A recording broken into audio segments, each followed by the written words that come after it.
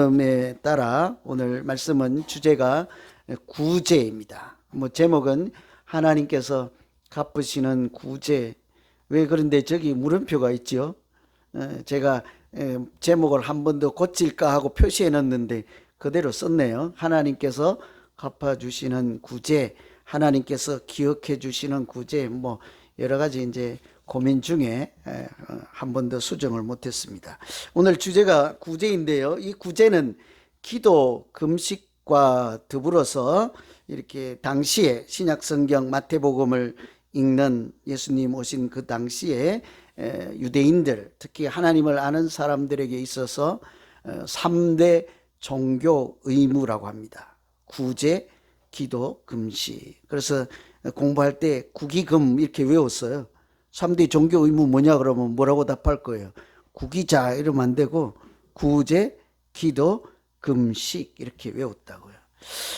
좀 이상하지 않습니까? 전 아무리 생각해도 좀 이상해요. 3대 종교 의무, 예를 들어서 우리 교회가 참 하나님 보시기에 아름다운 교회가 되기 위해서 3가지는 꼭 지키자 하고 정하면 이렇게 여러분 뭐 3개 꼽을래요? 맛있는 점심을 잘 주는 교회 이럴까요? 뭘 꼽을래요? 기도하시는 새벽 기도하시는 분은 기도하는 교회 이러지겠죠. 그죠? 왜 누가 아멘 안 하십니까? 그죠? 이렇게 우리는 흔히 기도, 말씀, 찬양 이 정도 하면 되겠다 싶죠. 오늘 보면 금식이 나와 있으니까 또 옛날에는 산기도 가고 금식기도 하고 막 그랬잖아요. 그래서 며칠을 했네, 나는 며칠 했어 자랑도 하고 그랬잖아요. 그러니까 금식, 금할래요? 금연, 또 금주 이 정도 되면 그럼 그래야지, 예수 믿는 사람은 그 정도는 해야지 이럴 건데 성경에서는 뭐래요? 구제, 기도, 금식이래. 아무리 생각해도 첫 번째 왜 구제가 나왔을까? 이상하지 않습니까? 저만 인색해서 그런지 전 자꾸 이상하더라고. 왜 종교 의무에 구제가 먼저 나올까? 사실은요, 이 구제는 구약에서부터 신약 성경에 이르기까지 이렇게 하나님을 아는 사람들에게 매우 강조했던 덕목이 바로 구제예요. 우리가 룻기를 읽어보시면 거기에 보면 가난한 사람들이 이렇게 추수가 다 끝난 밭에 가서 그 이삭 죽기를 해서 생계를 유지할 수 있도록 했던 그 구약의 전통들을 볼 수 있지 않습니까? 그래서 일부러 밭 모퉁이에 추수를 할 때 다 일일이 다 하지 않고 일부러 고의적으로 가난한 사람들을 배려하는 마음으로 혹식을 남겨두잖아요. 우리 옛날 어릴 때 추수하는데도 따라가보고 모내기 할 때도 따라가잖아요. 저도 모내기 할 때 줄도 넘겨주고 그래서 맛있는 음식도 얻어먹고 그렇게 했는데, 그때 보면 항상 추수할 때는 뭐예요? 감나무에 추수할 때 감 다 따요? 남겨둬요? 남겨두는 것이 우리의 정서라고요. 우리만 생각지 않고 날아가는 새 한 마리에게도 먹을 양식을 배려하는 이런 마음들이 있지 않았습니까? 마찬가지로 성경에도 추수할 때 다 거두지 말라, 가난한 자를 생각하며 추수하는 것, 하나님이 우리에게 주신 은혜가 얼마나 큰지를 생각하는 믿음으로 사는 사람들이 살아가는 모습이었죠. 오늘 말씀도요, 구제를 해야 합니다, 구제는 마땅히 해야 합니다, 이런 말씀이 아니에요. 사실은 여기 보면 구제하시오 이런 말씀이 없어요. 대신에 뭐라고 해요? 어떻게 구제를 할 것인가요? 그러니 구제를 해야 한다는 것은 이미 당위가 된 거예요. 기정사실이 된 거예요. 이제부터 구제를 한번 해보시겠습니까? 이런 얘기를 하는 게 아니에요. 이미 우리가 하고 있고 해야 하는, 마땅히 해야 하는 것인데 하나님이 받으실 만한 그런 구제를 하려면 어떻게 해야겠습니까? 이런 주제라고요. 앞에 있는 말씀과 연결해 보면 서기관과 바리새인의 의보다 낫지 아니하면 천국에 들어갈 수 없다 그랬잖아요. 그래서 살인하지 말라를 그냥 생명을 죽이는 것으로만 이해하지 않고 다른 사람에게 무시하고 말을 함부로 하고 감정을 상하게 하는 것도 믿는 사람이 볼 때는 살인과 같아서, 정말 예수 믿는 사람은 그런 것까지 다 살인에 포함해서 사는 것이 믿는 자의 바른 모습이라는 거예요. 그래서 그 범주에 이 구제도 들어가는 거죠. 서기관과 바리새인이 하는 것보다 더 나은 구제로서 천국에 들어갈 만한 구제가 어떤 것일까죠. 여러분 어떠세요? 구제를 해야 할까 말까를 고민하시겠습니까? 아니면 내가 지금 하고 있는 이 구제가 하나님이 기뻐 받으실까를 고민해야 되겠습니까? 우리는 다 후자에 해당되는 사람이지 않아요? 그래서 오늘 이 시간에 우리가 이토록 중요한 구제라고 한다면 이렇게 내가 하는 것이 잘하고 있는 것일까? 아니면요, 이 구제라고 하는 것이 내 신앙생활에 내 믿음과 무슨 관계가 있고 어떤 의미가 있을까? 이 정도는 한번 생각해 보면서 신앙생활을 해야 되지 않겠습니까? 저는 구제를 통해서도 하나님께서 우리의 믿음을 기쁘게 여기시고 복을 주시는 우리 모두 되기를 간절히 기원합니다. 이 구제, 아멘 하신 분들 제가 입을 다 봤으니까 꼭 구제하셔야 돼요. 응? 꼭 하셔야 돼요. 그냥 하면 안 돼요. 근데 하나님이 기뻐 받으실 만한 고민을 해야 한다는 것이죠. 그래서 구제에 대해서 좀 더 생각해 보면 구제란 뭘까요? 구제는요, 하나님께서 기억하시는 일이래요. 내 인생을 다 살고, 저도 이제 죄송합니다. 이제 청년이지만 그래도 60이 지나니까 이제 끝이 보이지 않을까? 인생의 끝을 생각해요. 여러분만 그런 거 아니라고요. 저도 이제 그런 생각을 하는데, 우물쭈물 살다가 이렇게 인생이 끝날까? 그런 생각을 가끔 해요. 그래야 남은 40년을 잘 살 거 아닙니까? 저도 100을 채울 거예요, 뭐. 그죠? 구제, 내가 사는 인생에 무엇을 하나님께서 기억하시고 잘했다 할 만할까? 이런 고민을 한다는 말씀이죠. 그러니 뭐 늙었다고 교만을 떠는 것이 아니라 젊은 날에 우리가 하나님 앞에서 어떻게 살까를 고민하며 하나님이 뭘 기억해 줄까? 아들, 딸 많이 낳아서 자랑한다고 그걸 기억해 줄까? 오늘 말씀에는 뭘 기억해 준대요? 구제를 기억해 준대요.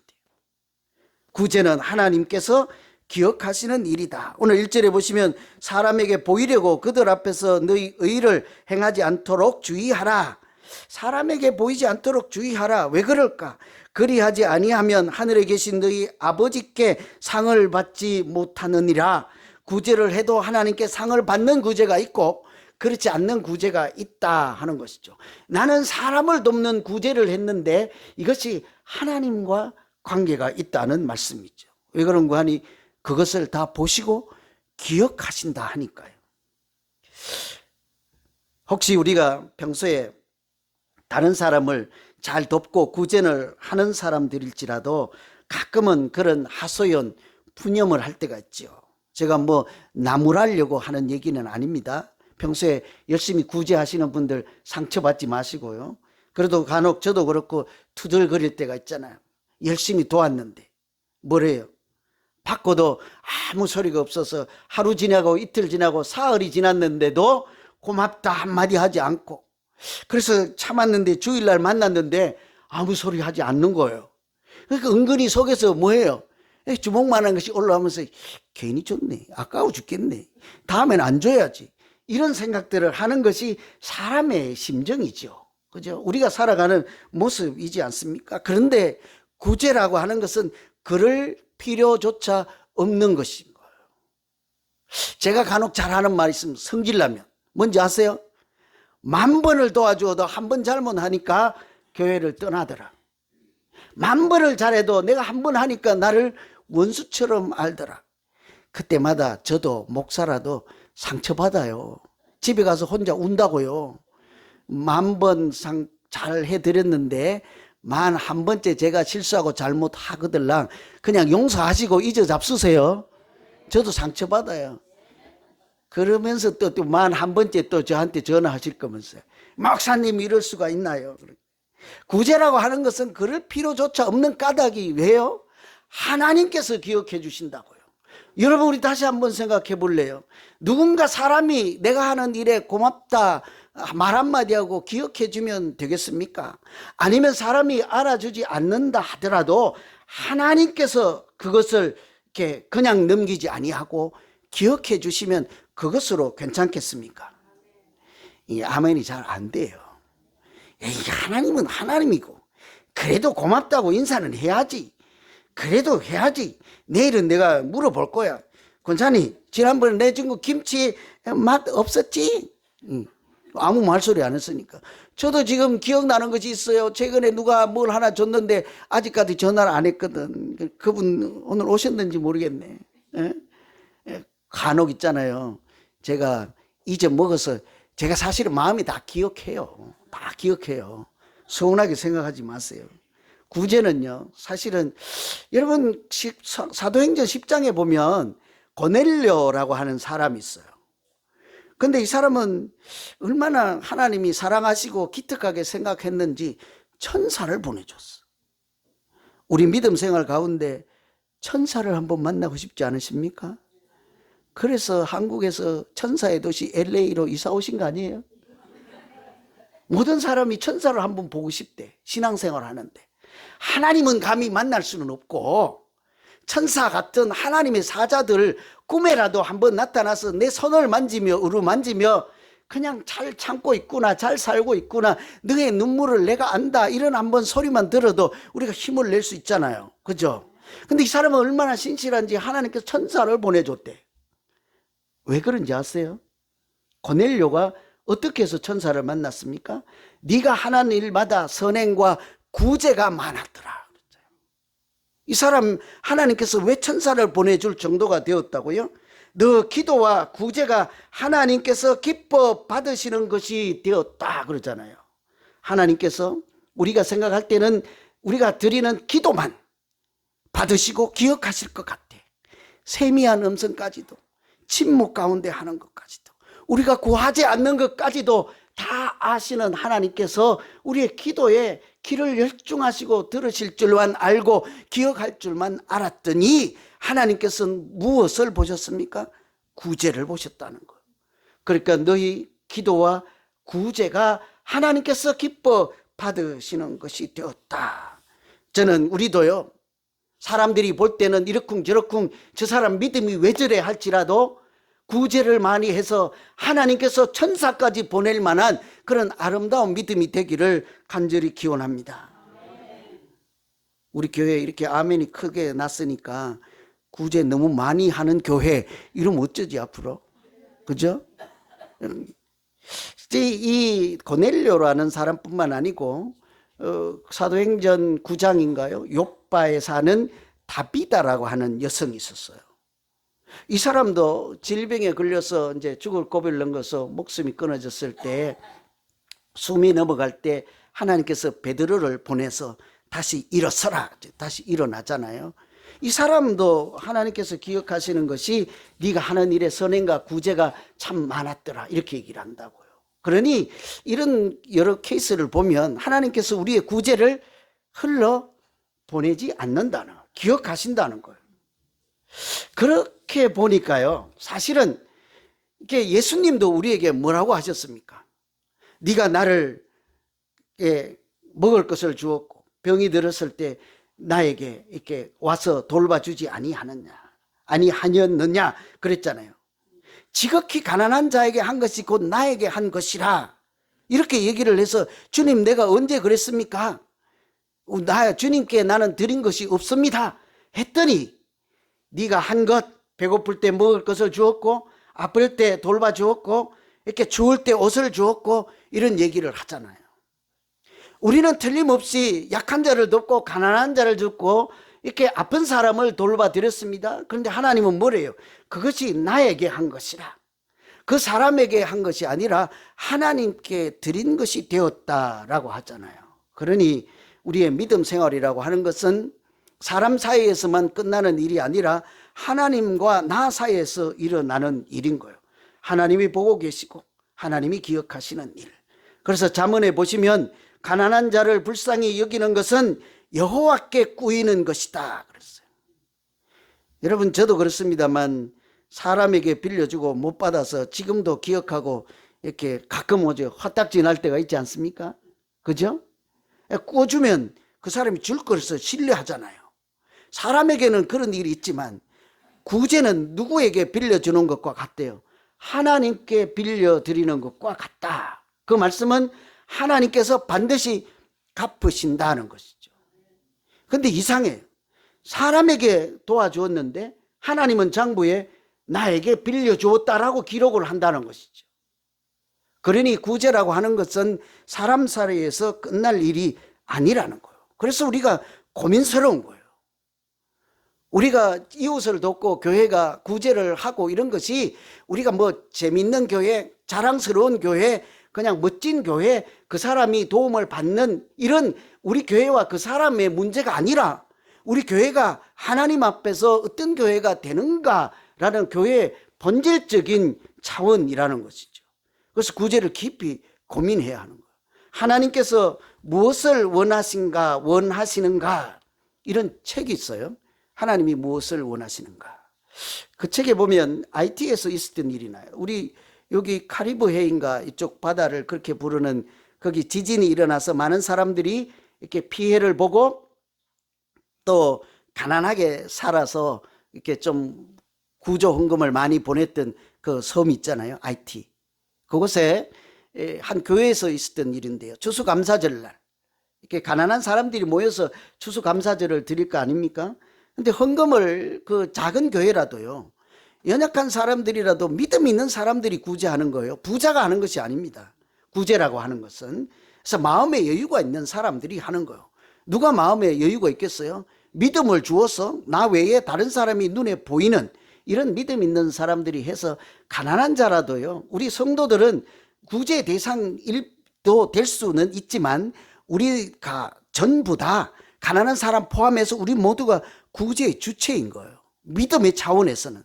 그래서 이 IT 교회에서도 모든 가난한 사람들도 자기 있는 성심성의껏 구제 헌금을 하고 추수감사절을 헌금했는데 유독 한 봉투가 두툼한 거예요.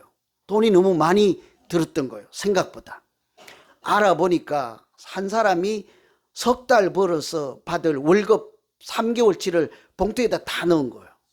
누가 이랬을까 하고 이제 상식적으로 이해가 안 되잖아요. 알아보니까 그것도 어른이 아니고 열 몇 살 되는 이렇게 10대 청소년이 한 거예요. 나중에 찾아가서 왜 이렇게 했냐 알아보니까 이렇게 어찌 여차저차 해서 했습니다. 이렇게 해서 그 경위를 알게 된 거예요.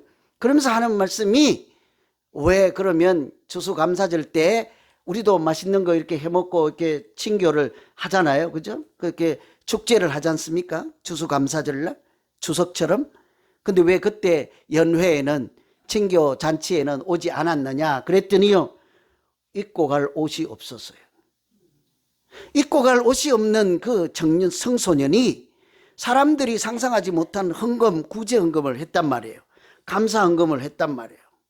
얼마나 기특하고 평범하지 않는 일이라서 이분이 다른 교회를 방문하거나 어디에 갈 때마다 그 설교할 때 말씀을 전할 때 이런 일이 있었습니다 하고 소개를 했어요.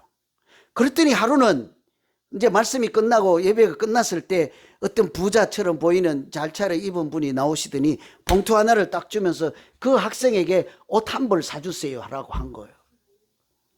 우리가 마땅히 그렇게 해야 되겠죠. 그죠?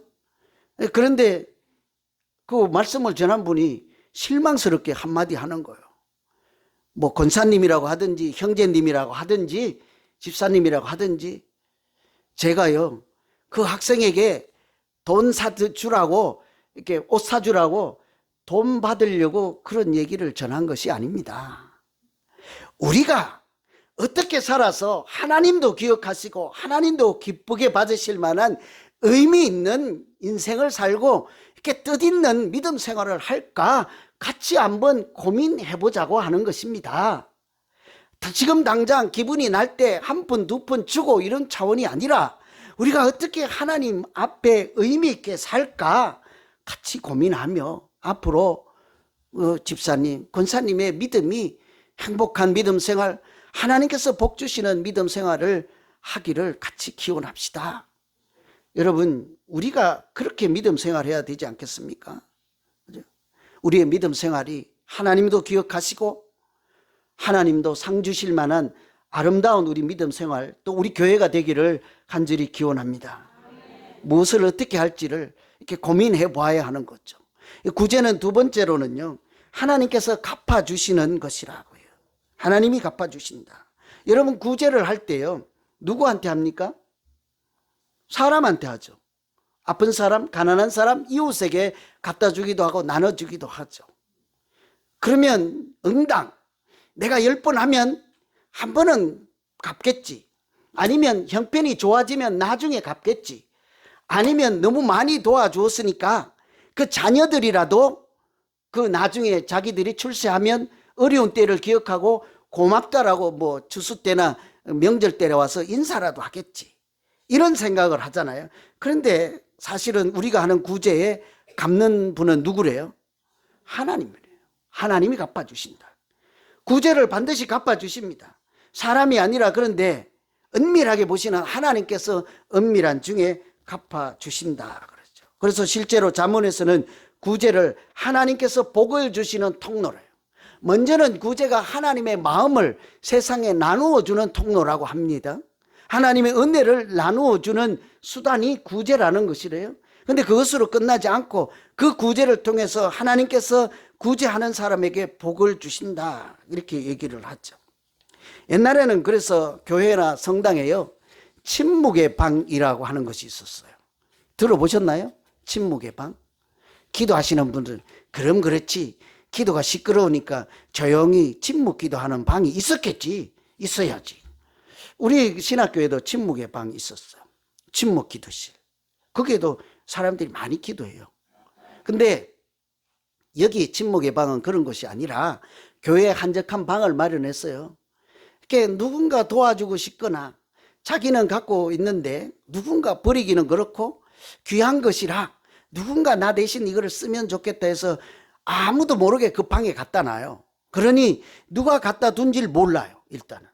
두 번째, 그것을 필요한 사람이 가져가는데 그 입구에 가서 이름을 쓰고 나는 이거 훔쳐가지 않고 내가 가져가서 잘 쓸게, 고마워, 그런 거 남기지 않습니다. 그러니 누가 가져갔는지도 몰라. 그래서 침묵의 방이래요. 구제란 그런 것이라는 거예요. 우리 교회에도요, 누가 갖다 둔지도 모르는 그런 방을 만들고 누가 가져가서 사용해도 괜찮을 그런 공간을 하나 만들어 볼까요? 아무도 알아주지 않는데 그래도 갖다 놓을래요? 금송아지도? 은수저도? 아닐걸요. 그래도 내가 전해주면 고맙다 할 만한 사람에게 주면 더 좋지 않겠습니까? 아무도 보지 않는 방에. 그런데 걱정하실 것이 없어요. 오늘 말씀해 보니까 뭐래요? 하나님께서 갚으신다는 거죠. 상을 주신다. 흩어 구제하여도 더욱 부하게 되는 일이 있나니 과도히 아껴도 가난하게 될 뿐이니라. 잠언에요, 흩어 구제하여도 부유하게 된다, 이렇게 말씀하시죠. 구제를 하려면요, 내 것 떼서 남 줘야 돼요. 흩어버리는 것 같아요. 자꾸 흩어버리다 보면 나중에 어떻습니까? 빈손이 되는 거죠. 가진 것이 없다고요? 남는 것이 없다고요?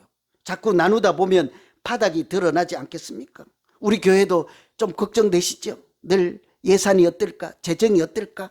목사님이 저렇게 막 퍼주다가 멕시코도 퍼주다가 IT에도 퍼주다가 뭐 어디 지진 났던 그 어디요?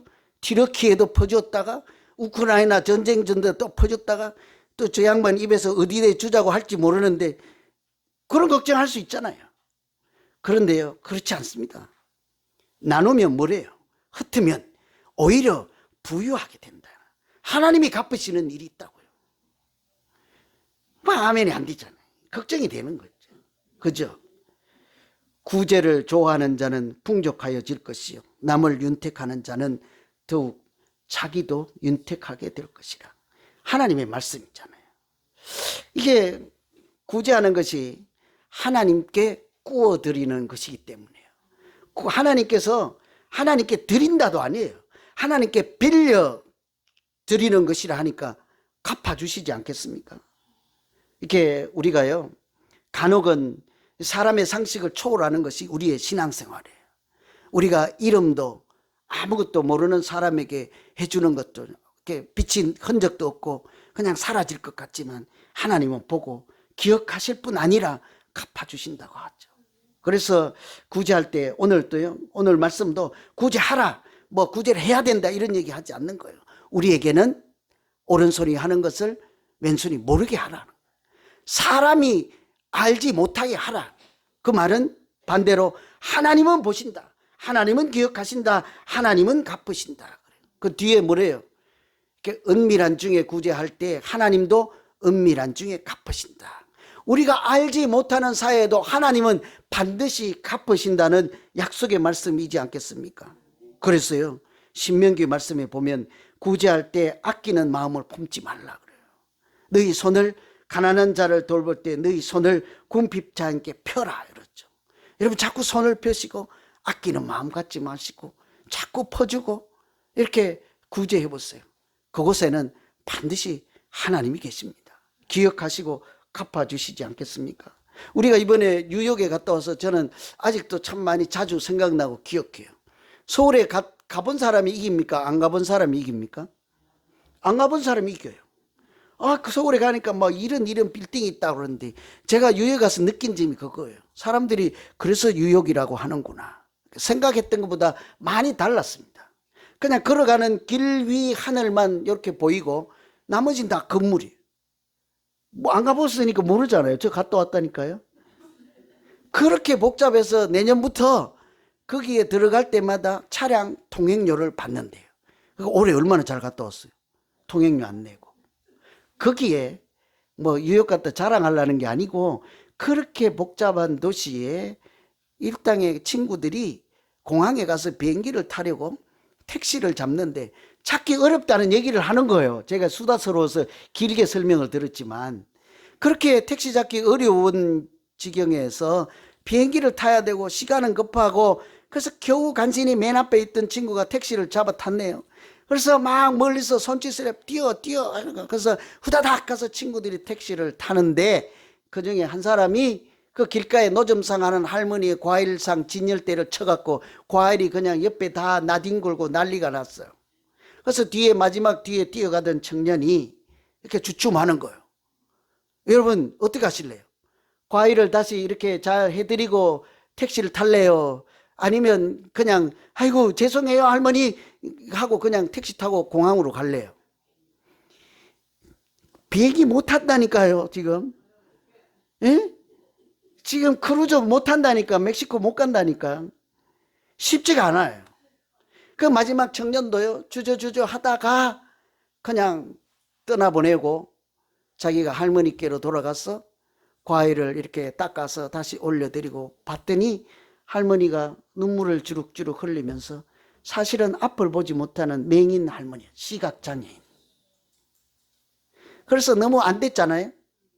그래서 자기 이제 다 도와드리고 주머니에 있는 지갑을 꺼내서 돈을 쥐어드리면서 할머니 이것으로 그냥 보상 이렇게 될지 모르겠습니다만 이거 받으세요. 이렇게 했더니요. 할머니께서 한마디 하는 거예요. 뭐라고 했을까요?